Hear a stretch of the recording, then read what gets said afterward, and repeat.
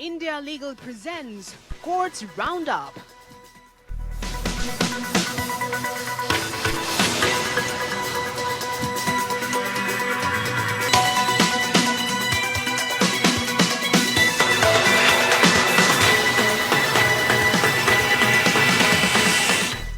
नमस्कार, courts roundup में आप सभी का बहुत बहुत स्वागत है। मैं हूं आपके साथ वक्ता दुबे। इस बुलेटिन में अगले आधे घंटे हम आपको कोर्ट से जुड़ी तमाम छोटी बड़ी खबरों से रूबरू करवाएंगे। कोर्ट की कार्यवाही और सुप्रीम कोर्ट से लेकर हाई कोर्ट और लोअर कोर्ट्स तक के फैसलों को आपके सामने रखेंगे। लेकिन आगे बढ़ने से पहले एक नजर डालते हैं हेडलाइंस पर। कथित शराब घोटाले में आरोपी मनीष सिसोदिया की जमानत याचिका पर सुप्रीम कोर्ट में सुनवाई के दौरान अदालत ने ईडी से पूछे सख्त सवाल। पूछा, अपराध की आय कहां है, सबूत कहां है, सरकारी गवाह के बयान पर कैसे भरोसा करेंगे। अगली सुनवाई 12 अक्टूबर को होगी।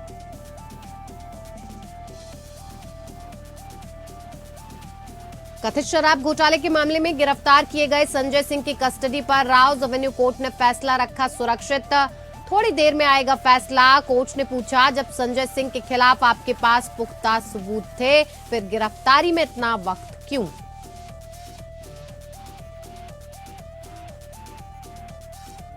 वोट के बदले नोट मामले में सुप्रीम कोर्ट ने रखा फैसला सुरक्षित। सुनवाई के दौरान अटॉर्नी जनरल ने कहा, माननीय, बिना दबाव के काम कैसे करें, इस पर हो विचार। सीजीआई ने पूछा, क्या कानून के दुरुपयोग की आशंका पर भ्रष्टाचार को छूट देनी चाहिए?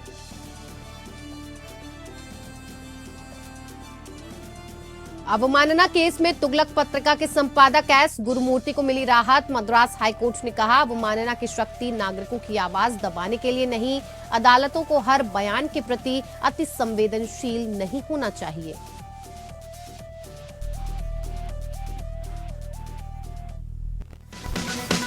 India Legal presents Courts Roundup.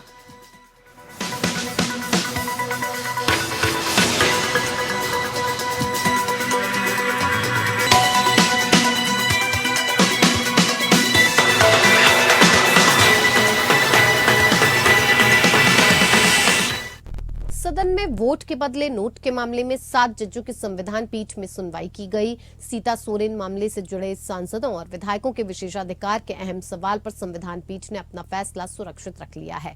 और इस दौरान अटॉर्नी जनरल ने कहा कि हम इस बात पर विचार कर रहे हैं कि निर्वाचित प्रतिनिधियों को कुछ सुरक्षा प्रदान करने वाले पूर्व के कानून से कैसे निपटा जाए। उन्होंने कहा कि निर्वाचित प्रतिनिधि को बिना किसी बाधा या दबाव के विधायी कार्य करने के लिए स्वतंत्र होना चाहिए। साथ ही ये भी देखना होगा कि प्रतिनिधि द्वारा अपने पद का प्रयोग इस प्रकार न किया जाए कि उसका विश्वास और महत्व कम हो जाए। हम इस बात पर चर्चा कर रहे हैं कि इन्हें कैसे संतुलित किया जाए। हालांकि सीजीआई ने मामले पर टिप्पणी करते हुए कहा था कि क्या किसी आपराधिक कार्यकर्ता में भी क्या सदन में विशेषाधिकार का कवच काम करेगा? क्या हमें कानून के दुरुपयोग की आशंका पर राजनीतिक भ्रष्टाचार को छूट देनी चाहिए? क्योंकि कानून के दुरुपयोग की आशंका अदालत से सुरक्षा के लिए उत्तरदायी होती है। सीजीआई ने कहा था कि हम सिर्फ इस बेहद महीन मुद्दे पर विचार करेंगे कि जब मामला आपराधिक कृत्य का हो तब भी विशेषाधिकार का संरक्षण मिलेगा या नहीं, क्योंकि कानून और उसके तहत संरक्षण के प्रावधानों का इस्तेमाल राजनीतिक भ्रष्टाचार के लिए नहीं किया जा सकता। सीजीआई ने कहा कि घूसखोरी के मुद्दे को थोड़ी देर के लिए भूल भी जाएं तो सवाल है कि मान लीजिए किसी ने किसी सांसद पर कोई मुकदमा कर आरोप लगाया कि उसने सदन में किसी अहम मुद्दे पर वोटिंग के दौरान या बहस में चुप्पी साध ली, तो ऐसे में विशेषाधिकार की बात जायज है। सीजीआई की अध्यक्षता वाली 7 जजों की बेंच ये तय करेगा कि अगर विधायकों और सांसदों द्वारा रिश्वत लेकर सदन में मतदान करने पर मुकदमा चलेगा या नहीं चलेगा। चूंकि 1998 का नरसिम्हा राव नाम से जाना जाने वाला 5 जजों का फैसला एमपीएमएलए को मुकदमे से छूट देता है और इस पर ही 7 जजों की बेंच दोबारा विचार कर रहा है। The essence or the element, the critical element is the agreement. Once there's an agreement, that itself, the offense is complete. But the agreement constitutes an offense if what is intended to be done is an illegal act or an act which is not illegal by illegal means. Lordship, please notice. So if the act which you are going to, 2 people sit in the house of a member of parliament or 5 people sit in the house of a member of parliament and say on this day, at this point, he or she is going to make a statement which is defamatory. If that statement itself is not defamatory, or if it is defamatory, it is within the protection of Article 105. Your Lordships are aware, my lord, to ensure that I vote, I exercise my rights and perform my duties freely and fearlessly. That's, my lord, in one line, the object of the privilege. Then your Lordships may directly come to the position in India at page 24. At the foot, I am not reading it, my lord. Delhi शराब घोटाले के आरोपी और दिल्ली के पूर्व deputy CM Manish Sisodia की जमानत याचिका पर सुप्रीम कोर्ट में सुनवाई हुई। दलीलों के बाद अगली सुनवाई की तारीख 12 अक्टूबर को दी गई है। सुनवाई के दौरान सुप्रीम कोर्ट ने ईडी पर कई सवाल उठाए। जस्टिस संजीव खन्ना ने पूछा कि सरकारी गवाह के बयान पर कैसे भरोसा करेंगे। सरकारी गवाह के बयान के अलावा सिसोदिया के खिलाफ क्या कोई अन्य सबूत है? अपराध के पैसे कहां हैं?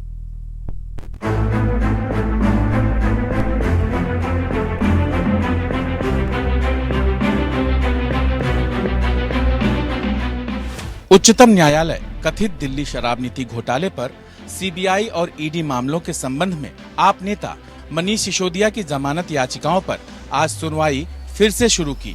जस्टिस संजीव खन्ना और जस्टिस एसवीएन भट्टी की पीठ ने इस मामले की सुनवाई की। अगली सुनवाई 12 अक्टूबर को होगी। सुनवाई के दौरान न्यायमूर्ति खन्ना ने कहा कि मनु सिंघवी, आमतौर पर हम जमानत के मामलों में इतनी गहराई तक नहीं जाते हैं, लेकिन उन्होंने कई मुद्दे बताए हैं जो उनके अनुसार एक आपराधिक अपराध का खुलासा करते हैं। दूसरा भाग पीएमएलए के संबंध में है। उसमें एकमात्र सवाल यह है कि क्या धारा 3 लागू की जा सकती है या नहीं। एडिशनल सॉलिसिटर जनरल ने कहा कि उकसाना सहायता करना है और इसे समान अपराध माना जाता है। साजिश को विशेष रूप से पीएमएलए में लागू या शामिल नहीं किया गया है। जस्टिस खन्ना ने कहा कि अपराध की कमाई भुगतान किए जाने के बाद पीएमएलए लागू होगा। आपको संबंधित व्यक्ति को प्रत्यक्ष या अप्रत्यक्ष रूप से अपराध की आय से जोड़ना होगा। यानी कि सवाल ये है कि क्या मनीष सिसोदिया को अवैध धन मिला? इसके सबूत कहाँ हैं? सरकारी गवाह के बयान के अलावा क्या कोई अन्य सबूत है? साथ ही उन्होंने कहा कि आपकी घटनाओं की एक सीरीज स्टैब्लिश करनी होगी। इतना ही नहीं, कोर्ट ने पूछा कि अपराध की आय कहाँ है। जस्टिस संजीव खन्ना ने पूछा कि सरकारी गवाह के बयान पर कैसे भरोसा करेंगे। क्या जांच एजेंसी ने सरकारी गवाह की सिसोदिया को मिली घूस पर चर्चा देखी थी? क्या ये बयान कानून में स्वीकार्य होगा? क्या यह सुनी सुनाई यानी बात तो नहीं है? सुप्रीम कोर्ट ने ईडी से पूछा कि अगर मनी ट्रेल में मनीष सिसोदिया की भूमिका नहीं है तो मनी लॉन्ड्रिंग में मनीष सिसोदिया को आरोपी बनाकर कैसे शामिल किया और क्यों? सुप्रीम कोर्ट ने ईडी से कहा कि आपकी दलील तो एक अनुमान है, जबकि ये सब कुछ सबूतों पर आधारित होना चाहिए, वरना अदालत में जिरह होने पर यह केस 2 मिनट में ही गिर जाएगा। इस पर ईडी ने कहा कि नई शराब नीति कुछ लोगों को लाभ पहुंचाने के उद्देश्य से बनाई गई थी। टिकट बुकिंग और होटल बुकिंग से पता चलता है कि विजय नायर हैदराबाद गए थे। सुनवाई के दौरान सुप्रीम कोर्ट ने कहा कि ऐसा नहीं लगता कि मनीष सिसोदिया इन सब में शामिल हैं। विजय नायर हैं, लेकिन मनीष सिसोदिया नहीं हैं। आप उसे मनी लॉन्ड्रिंग एक्ट के तहत कैसे लाए? उसके पास पैसा नहीं जा रहा है। सुप्रीम कोर्ट ने कहा कि शराब नीति में बदलाव हुआ है। व्यापार के लिए अच्छी नीतियों का हर कोई समर्थन करेगा। नीति में बदलाव गलत होने पर कोई फर्क नहीं पड़ेगा, क्योंकि अगर नीति गलत भी है और उसमें पैसा शामिल नहीं है तो यह अपराध नहीं है। पैसे वाला हिस्सा अपराध बनाता है। क्या पैसों का लेन देन हुआ था? क्या रिश्वत दी गई थी? इस बहस के बाद सुनवाई के लिए अगली तारीख दे दी गई है। Bureau report.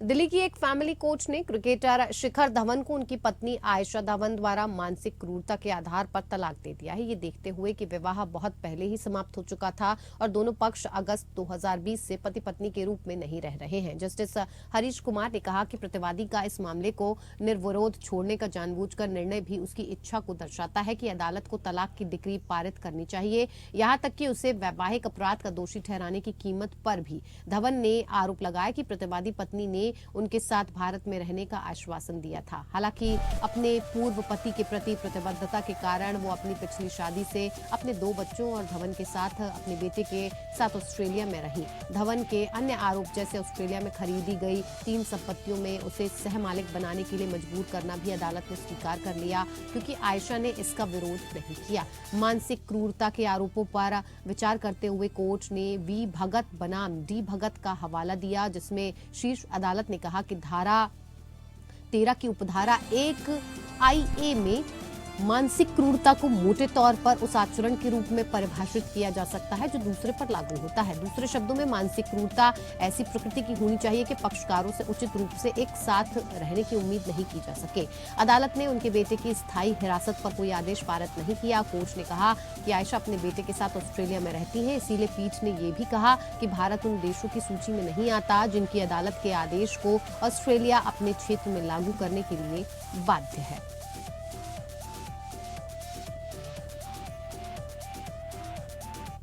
इधर मद्रास हाई कोर्ट ने कहा है कि अभिव्यक्ति की स्वतंत्रता से प्रेरित लोकतंत्र में अदालतें खुद को आलोचना से अलग नहीं रख सकती और अपनी अवमानना शक्ति का उपयोग नागरिकों की आवाज को दबाने के लिए ढाल के रूप में प्रयोग नहीं कर सकती हैं। कोर्ट ने कहा कि न्यायपालिका को अपने प्रदर्शन के माध्यम से बोलना चाहिए और अपने प्रदर्शन की गुणवत्ता के आधार पर नागरिकों की कसौटी पर खरा उतरना चाहिए। और इस प्रकार उन्होंने कहा कि अदालतों को संस्था के खिलाफ दिए गए हर बयान के प्रति अति संवेदनशील नहीं होना चाहिए और उस पर समय बर्बाद नहीं करना चाहिए। अदालत तुगलक तमिल पत्रिका के संपादक S गुरुमूर्ति द्वारा advocate general R Shanmuga Sundaram के उस आदेश के खिलाफ दायर याचिका पर सुनवाई कर रही थी, जिसमें गुरुमूर्ति के खिलाफ अवमानना कार्यवाही शुरू करने के लिए उनके पूर्ववर्ती के सहमति को अस्वीकार करने के आदेश को वापस ले लिया गया। जनवरी 2021 को पत्रिका की वर्षगांठ समारोह के दौरान आयोजित सार्वजनिक बैठक में गुरुमूर्ति पर सुप्रीम कोर्ट और अन्य अदालतों के न्यायाधीशों के खिलाफ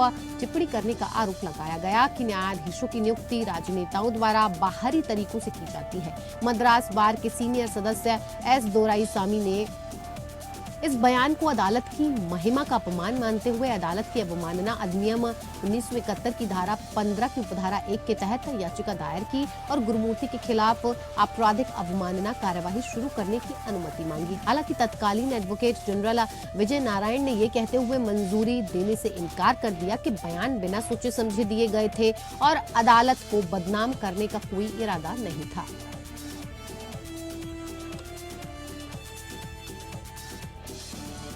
इधर वृंदावन बांके बिहारी कॉरिडोर मामले पर इलाहाबाद हाईकोर्ट में सुनवाई हुई। इस दौरान कोर्ट ने सरकार पर सख्त टिप्पणी की। कोर्ट ने कहा कि राज्य परियोजना और लोगों के जीवन को लेकर गंभीर नहीं, इसकी नजर मंदिर के पैसे पर है। वहीं सेवायतों और पुजारियों ने स्थानीय प्रशासन की भागीदारी पर आपत्ति जताई है।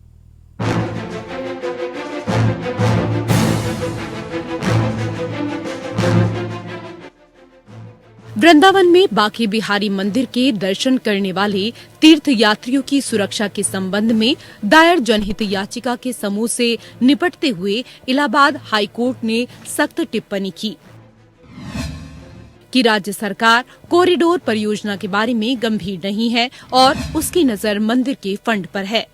चीफ जस्टिस प्रीतिंकर दिवाकर और जस्टिस आशुतोष श्रीवास्तव की खंडपीठ ने ये मौखिक टिप्पणी तब की जब राज्य सरकार ने उनके समक्ष प्रस्तुत किया कि उसकी मंदिर के पैसे का उपयोग 5 एकड़ जमीन खरीदने और गलियारा विकसित करने के लिए किया जाएगा। सदियों से मंदिर की देखरेख करने वाले सेवायत गोस्वामी पुजारी यूपी सरकार की प्रस्तावित गलियारा परियोजना के विभिन्न पहलुओं पर आपत्ति जता रहे हैं, जिसमें संकीर्ण गलियों को भी हटाना शामिल है। सेवायतों ने मंदिर मामलों में स्थानीय प्रशासन की भागीदारी पर भी आपत्ति जताई। सारस्वत ब्राह्मण समुदाय के गोस्वामियों को ठाकुर बांके बिहारी मंदिर में सेवा करने का अधिकार है। वो मंदिर में पूजा अर्चना और श्रृंगार करते हैं और सेवायत कहलाते हैं। उनकी विशेष दलील है कि चूंकि बांके बिहारी मंदिर एक निजी मंदिर है, इसलिए राज्य सरकार सहित किसी भी बाहरी हस्तक्षेप की अनुमति नहीं दी जानी चाहिए। दूसरी ओर राज्य सरकार का कहना है कि उसका संबंध केवल गलियारा बनाने और मंदिर की सुरक्षा मामले के प्रबंधन से है। मामले में सुनवाई हाई कोर्ट के इस सवाल के साथ शुरू हुई कि क्या राज्य और गोस्वामी सेवायत मंदिर क्षेत्र के पुनर्विकास की प्रस्तावित योजना के संबंध में किसी सहमति पर पहुंचे हैं। इसके जवाब में गोस्वामी सेवायतों के वकील ने कहा कि राज्य सरकार ने अभी तक गलियारे को विकसित करने की अपनी योजनाओं के बारे में उन्हें नहीं बताया।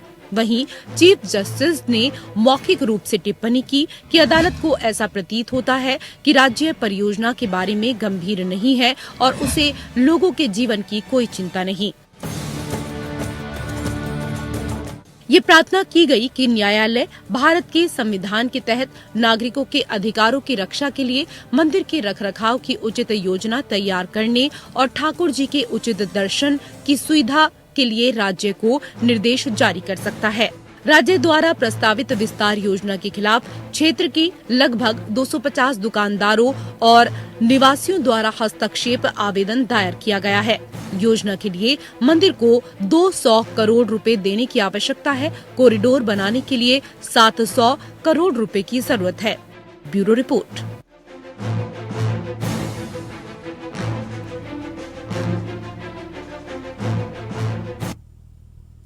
कथित कौशल विकास घोटाले में गिरफ्तार हुए टीडीपी चीफ चंद्रबाबू नायडू की रिमांड 19 अक्टूबर तक बढ़ गई है। विजयवाड़ा एसीबी कोर्ट ने रिमांड बढ़ाई है और इससे पहले सुप्रीम कोर्ट ने आंध्र प्रदेश में कौशल विकास केंद्रों की स्थापना में कथित घोटाले से संबंधित एक मामले में पूर्व मुख्यमंत्री एन चंद्रबाबू नायडू को तत्काल राहत देने की उनकी गुहार ठुकराते हुए मंगलवार को कहा था कि वो इस मामले से उच्च न्यायालय में पेश दस्तावेज प्राप्त राज्य सरकार से होने के बाद 9 अक्टूबर को इस पर विचार करेगा।